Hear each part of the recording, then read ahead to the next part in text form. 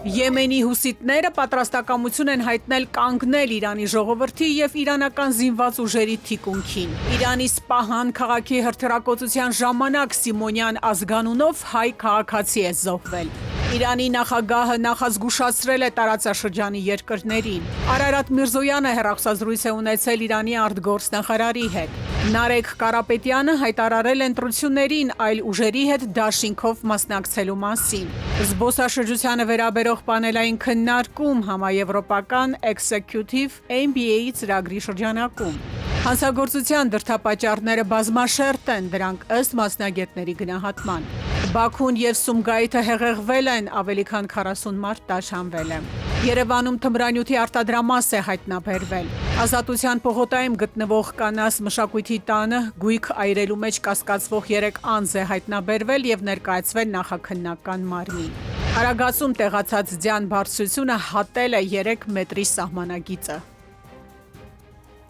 Բարի երեկո, դուք դիտում եք ժամի գլխավոր թողարկումը։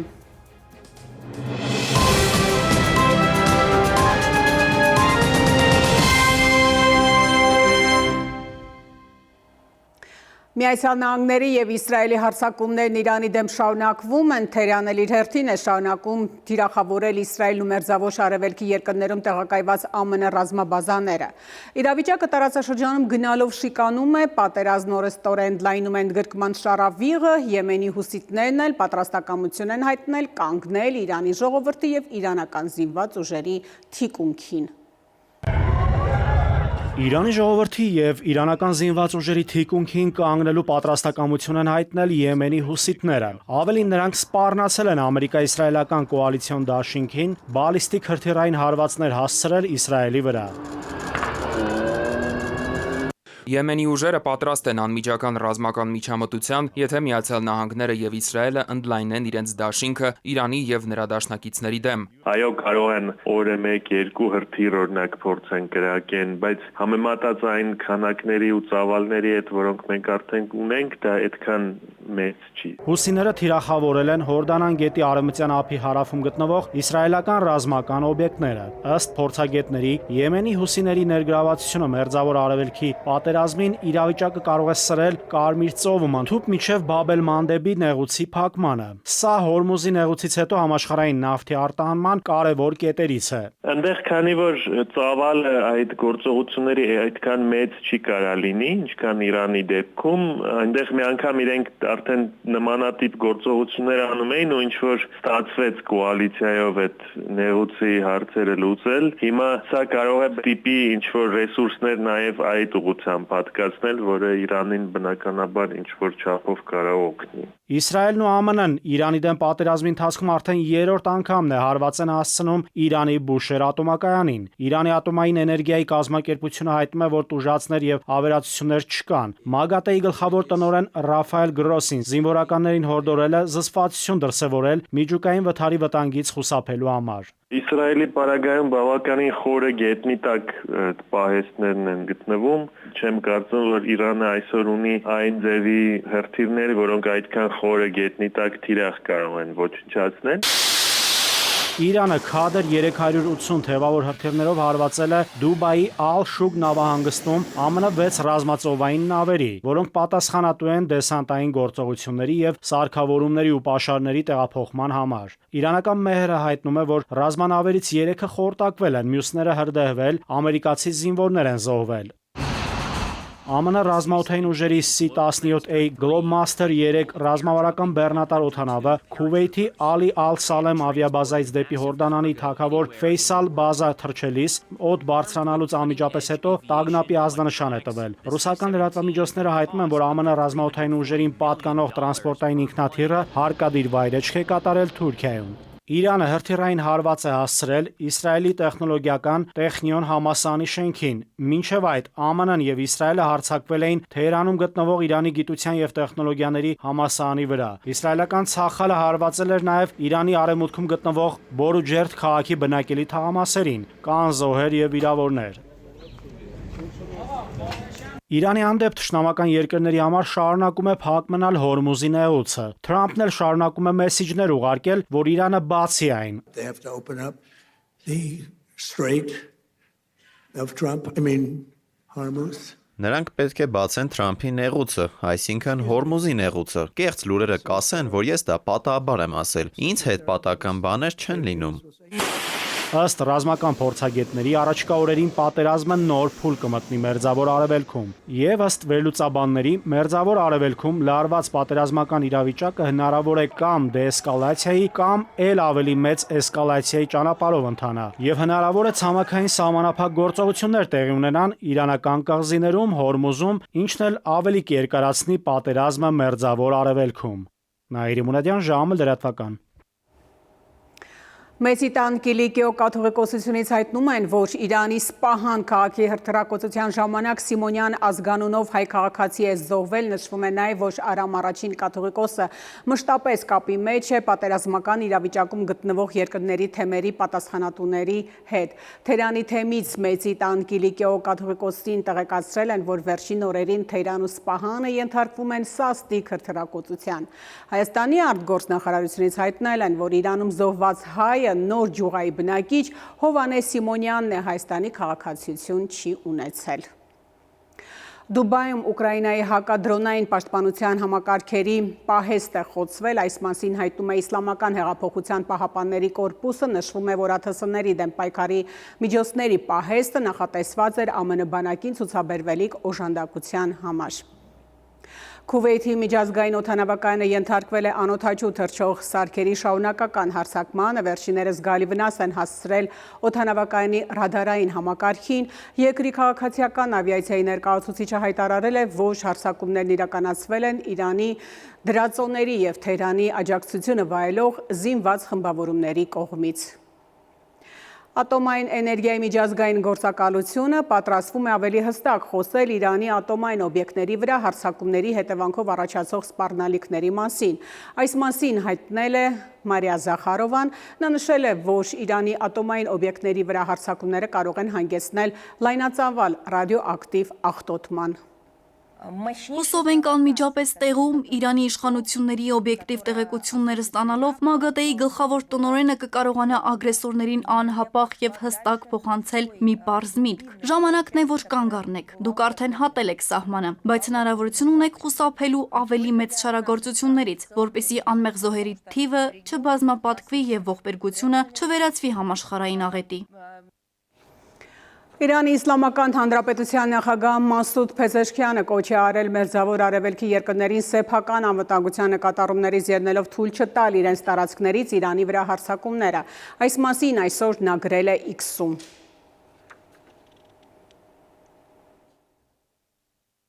Ես դիմում եմ տարածաշրջանի երկրներին, եթե դուք ցանկանում եք զարգացում եւ անվտանգություն, ապա թույլ մի տվեք, որ մեր թշնամիները պատերազմ սկսեն ձեր տարածքներից։ Իրանը չի սկսում կանխարգելիչ հարվածներ Մերձավոր Արևելքի երկրների դեմ, բայց վճռականորեն կարձագանքի, եթե մեր ենթակառուցվածքները կամ տնտեսական կենտրոնները թիրախավորվեն։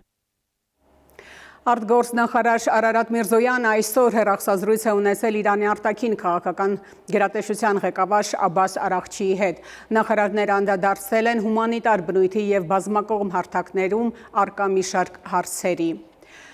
Արարատ Միրզոյանը Մերձավոր Արևելքի թեման քննարկել է Կատարի վարչապետի հետ հեռախոսազրույցի ժամանակ եւ իր մտահոգությունը հայտնել Մերձավոր Արևելքի իրավիճակի սրման եւ զարգացումների հետևանքով գրանցված զոհերի կապակցությամբ։ Արմենիայում լրատվական երեկոն շարունակվում է եւ կհանդիպենք քիչ անց։ Զբոսաշրջությանը վերաբերող պանելային քննարկում համաեվրոպական Executive MBA-ի ծրագրի շրջանակում։ Հանցագործության դրդապատճառները բազմաշերտ են, դրանք ըստ մասնագետների գնահատման։ Բաքուն եւ Սումգայիթը հեղեղվել են, ավելի քան 40 մարդ տաշանվել է։ Երևանում թմրանյութի արտադրամաս է հայտնաբերվել։ Ազատության պողոտայում գտնվող կանաս մշակույթի տանը գույք այրելու մեջ կասկածվող 3 անձ է հայտնաբերվել եւ ներկայացվել նախաքննական մարմին։ Արագածում տեղացած ձյան բարձրությունը հատել է 3 մետրի սահմանագիծը։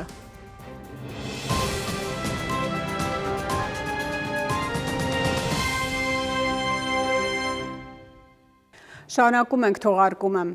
Իսրայելական հերթական հարձակման ժամանակ Լիբանանում երկու լրագրող է մահացել, AI Մայադինի և AI Մանարի թղթակիցները զոհվել են Քֆարհուն բնակավայրից Ջեզին տանող ճանապարհին ավտոմեքենային Իսրայելի հասցրած ավիահարվածից։ Սա առաջին դեպքը չէ, երբ հարվածների թիրախում են հայտնվում նաև թղթակիցները 2023 և 2025 թվականներին իսրայելական հարձակումների հետևանքով լրատվամիջոցների 4 աշխատակից է զոհվել։ Դաղստանում հորդառատ անձրևներից հետո հեղեղումներ են սկսվել, տասնյակ տներ հայտնվել են ջրի մեջ, ամենածանր իրավիճակը Մախաչկալայում է։ Էլեկտրամատակարարման խափանման պատճառով առանց լույսի է մնացել շուրջ 60,000 մարդ, էլեկտրաէներգիայի անջատումներ են գրանցվել ոչ միայն մայրաքաղաքում, այլև հանրապետության 14 շրջաներում։ Գետերը դուրս են եկել ափերից, ջրհեղեղի հետևանքով քանդվել է երկաթուղային կամուրջը։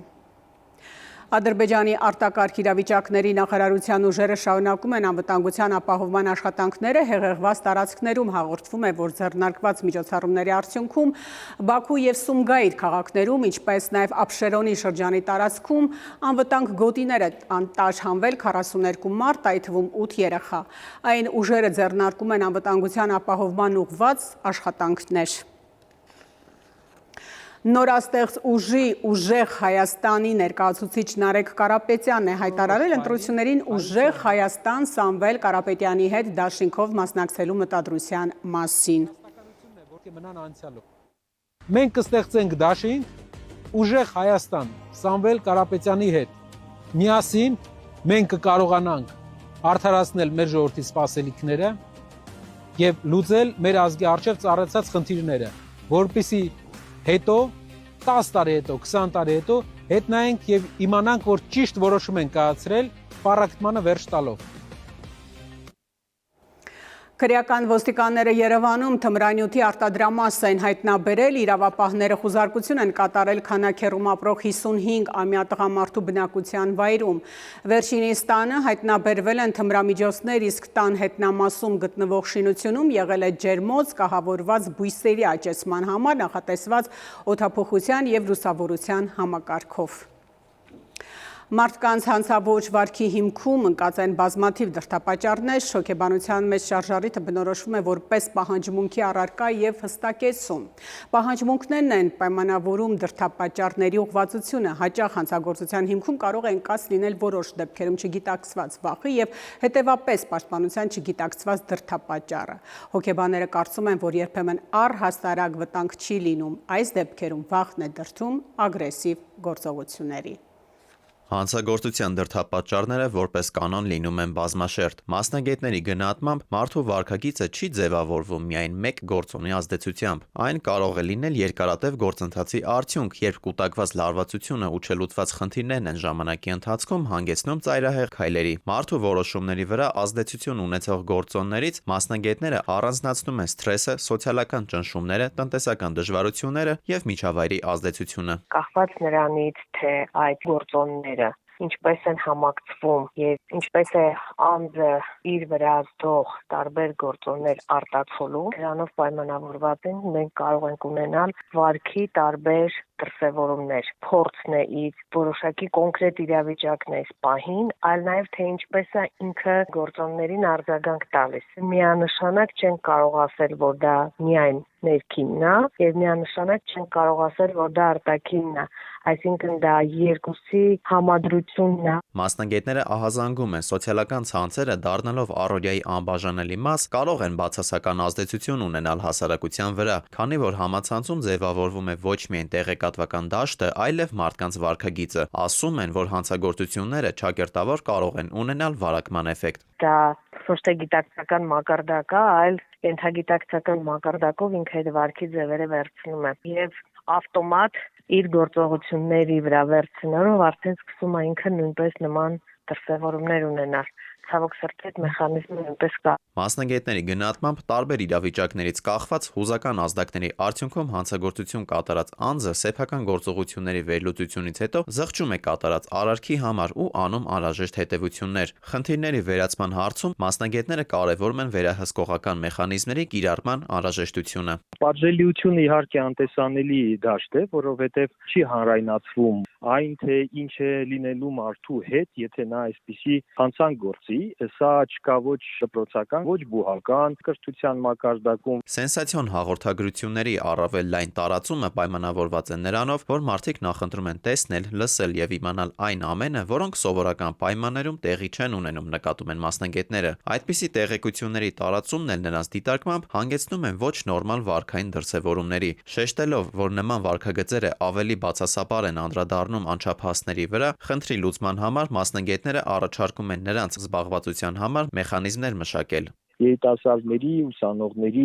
անչափահասների համար չկան որոշակի կոլեկտիվ պրոյեկտներ հանրային, որտեղ իրենք կարողանային գնալ եւ ինքնահաստատվել, դառնալ կրեատիվ եւ ցույց տալ իրենց։ Եվ ահա նեգատիվ վարքագիծներ առաջարկվում, որպես ինքնադրսևորման, ինքնահաստատվելու մեխանիզմ։ Իդեպ դրանով է նաեւ պայմանավորված դպրոցներում բուլինգի տարածումը մեզ մոտ, որովհետեւ երիտասարդները սկսում են ինքնահաստատվել միմյանց հաշվին։ Մասնագետները շեշտում են, խնդրի լուծումը միայն պատժի խստացումից չէ, որ կախված է, անհրաժեշտ է նաև կանխարգելում կրթական, սոցիալական եւ վերահսկողական մեխանիզմների միջոցով։ Նրանց կարծիքով հատկապես կարևոր է դեռ վաղ տարիքից ձևավորել առողջ արժեհամակարգ, ապահովել երիտասարդների զբաղվածությունը եւ նվազեցնել բացասական տեղեկատվության ազդեցությունը։ Դավիթ Թադևոսյան, ժամը լրատվական։ Ներքին գործերի նախարարությունից հայտնում են, որ մարտի 25-ին Ազատության պողոտայում գտնվող կանանց մշակույթի տանը գույք այրելու մեջ կասկածվող 3 անձ է հայտնաբերվել եւ ներկայացվել նախաքննական մարմին։ Նախնական տվյալներով կիթառ նվագելու նպատակով շենք մտած 3 անչափահասները տաքանալու համար գույք են այրել, ինչի հետևանքով էլ շենքում հրդեհ է բռնկվել։ Նախարարության տեղեկացմամբ իրականացվում է նախաքննություն։ Զբոսաշրջությանը վերաբերող պանելային քննարկում համաեվրոպական Executive MBA ծրագրի շրջանակում։ Հայաստանի համար զբոսաշրջությունը ոչ միայն ծառայությունների ոլորտ է, այլև ռազմավարական ուղղություն, ինչ է հարկավոր մեր երկրին ոլորտում երկարաժամկետ հաջողության հասնելու համար, Քնարիկ Պետրոսյանն է պատմում։ Վերջին տարիներին Հայաստանը ավելի ու ավելի հաճախ է հայտնվում միջազգային զբոսաշրջային քարտեզներում, սակայն բավարար է արդյոք այն փաստը երկարաժամկետ հաջողության հասնելու համար։ Համաեվրոպական Executive MBA ծրագրի շրջանակում Հայաստանի Եվրոպական բիզնես ասոցիացիայի հետ համագործակցությամբ կազմակերպված Հայաստանի զբոսաշրջությունը, որտեղ ենք եւ ինչ դեռ պետք է անել խորագրով քննարկման ընթացքում զբոսաշրջությանը վերաբերող այս եւ տարաբնույթ այլ թեմաներով պանելային քննարկումներ անցկացվեցին։ Վերջին տարիների ընթացքում туриզմը բավականին զարգանում է Հայաստանում, նոր ավիաուղիներ են բացվում, ճանապարհներ են կառուցվում եւ ընդհանրապես խոսում են Հայաստանի մասին եւ գալիս են Հայաստան, ուզում են տեսնել Հայաստանը։ Եվ քանի որ մեր ծրագիրը, ինչպես ասացի, դա որոշում արդիական թեմաներ է, туриզմը այսօր ուղղակիորեն կապված է զարգացման հետ, այսինքն туриզմը իր մեջ ներառում է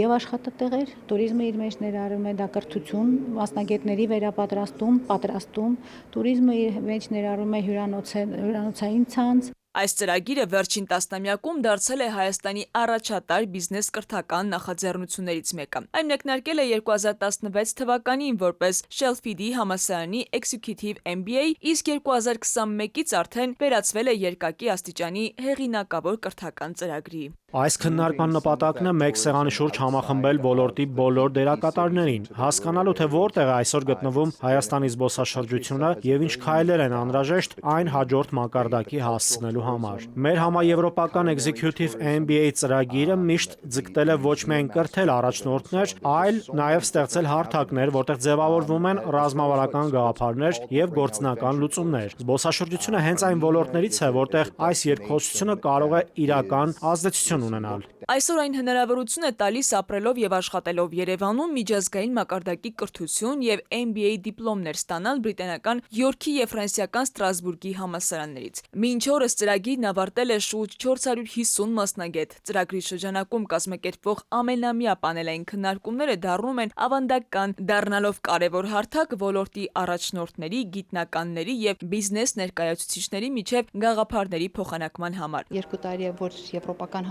համալսարանը անդամակցում է Եվրոպական բիզնես ասոցիացիային եւ տարբեր ոլորտներում փորձում ենք համատեղ միջոցառումների նման պանել քննարկումների միջոցով լսելի դարձնենք մասնավոր հատվածի ձայնը եւ տալ որոշակի լուծումներ, որտեղ ունենք խնդիրներ։ Քննարկման ընթացքում բարձրացվեցին առանցքային դիտարկվող մի շարք հարցեր, ինչպիսին պետք է լինի Հայաստանի զբոսաշրջային հստակ դիրքավորումը, ինչն է անհրաժեշտ երկարաժամկետ զարգացում ապահովելու համար եւ ինչպես կարող է ոլորտը դառնալ տնտեսության արտադրության իրական շարժիչ ուժ։ Պետությունը գումարներ է ծախսում, որպեսզի զբոսաշրջիկը ոչ միայն գա Հայաստան, այլ մնա շատ օրեր բնականաբար ծախսի շատ գումար եւ ամենակարևորը ուզենա վերադառնա։ Չէ՞ որ զբոսաշրջությունը դա էմոցիաների մասին է։ Մենք ուզում ենք զբոսաշրջիկը Հայաստանից գնա դրական էմոցիաներով, իր հետ տանի հիշողություններ։ Նոր հնարավորությունների շեմին հայտնված Հայաստանի համար նմանատիպ քննարկումները իրապես խիստ կարևոր են։ Ոլորտի վերաբերյալ հստակ տեսլական ձևավորելու եւ համաշխարհային զբոսաշրջային քարտեզում կայուն տեղ ապահովելու առումով։ Քնարիկ Պետրոսյան, Գրիգոր Հովսեփյան, ժամը լրատվական։ Մեկնարկել է տարածաշրջանում անշարժ գույքի եւ կառուցապատման ոլորտի ամենամեծ ցուցահանդեսը տուն Էքսպո 2026։ Արշին բանկը ցուցահանդեսին մասնակցում է արդեն 4-րդ անգամ։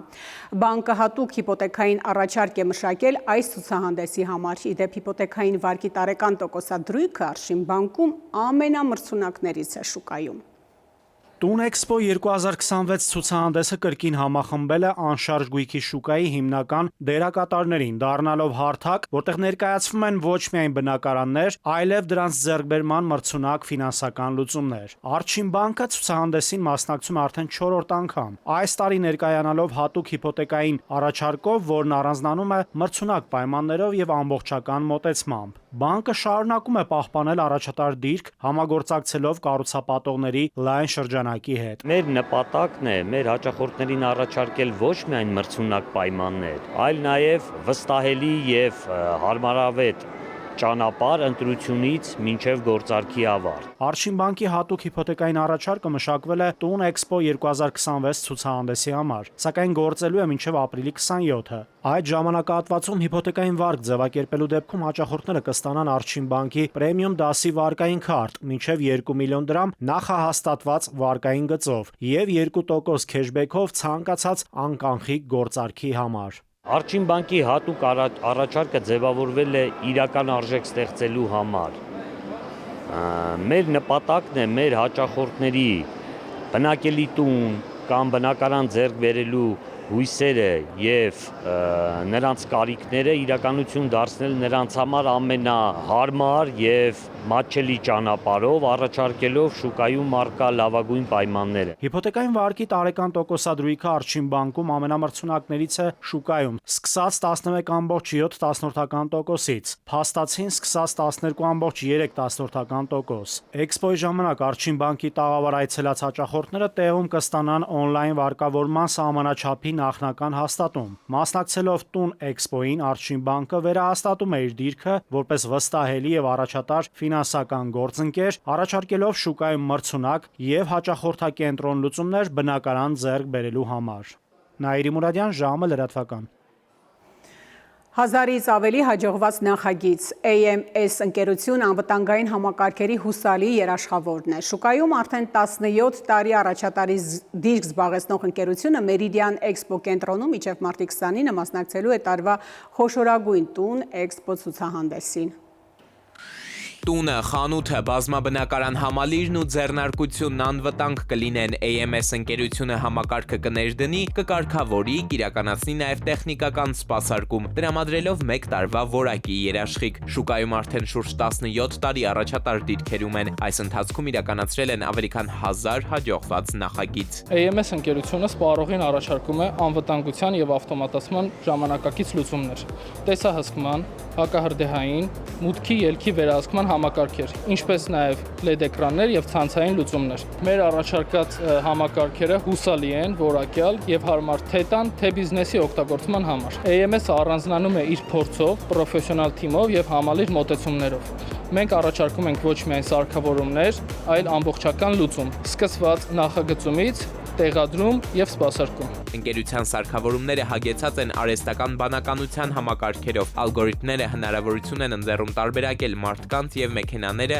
անտեսելով քամուց կամ կենդանիներից առաջացած կեղծ ազդանշանները, այսինքն անվտանգությունն ավտոմատանում է համարանիշների ճանաչումից մինչև խելացի արգելապատնեշների կառավարում։ Իդեպ AMS-ն իր հաճախորդին ազատում է տարբեր ընկերությունների հետ աշխատելու բարդությունից։ Ժամանակակից անվտանգության համակարգերը հնարավորություն են տալիս վերահսկել շենք արձագանքի եւ ամբողջ տարածքի մուտքը, ելքերը, կարգավորել մեքենաների մուտքն ու ելքը, կանխել չարտոնված մուտքերը, արագ արձագանքել արտակարգ իրավիճակներին եւ ստեղծել ավելի անվտանգ ու վստահելի միջավայր բնակիչների համար։ AMS-ն իր հաճախորդներին ներկայացնում է միայն բարձրակարգ եւ հասանելի լուծումներ, աշխատելով համաշխարհային առաջատար արտադրողների հետ, AMS-ը հնարավորություն է ստանում ձեռք բերել լավագույն սարքավորումները անմիջապես արտադրողներից, ապահովելով վստահելի որակ։ Ներկայացնում ենք Hikvision ընկերությունը, որը ամբողջ աշխարհի մասշտաբով հայտնի է անվտանգության ոլորտում, ներկայացնում ենք Tplink-ը, որը ցանցային համակարգերի ոլորտում է շատ հայտնի, ինչպես նաև Rubeж-ը, Microtik-ը,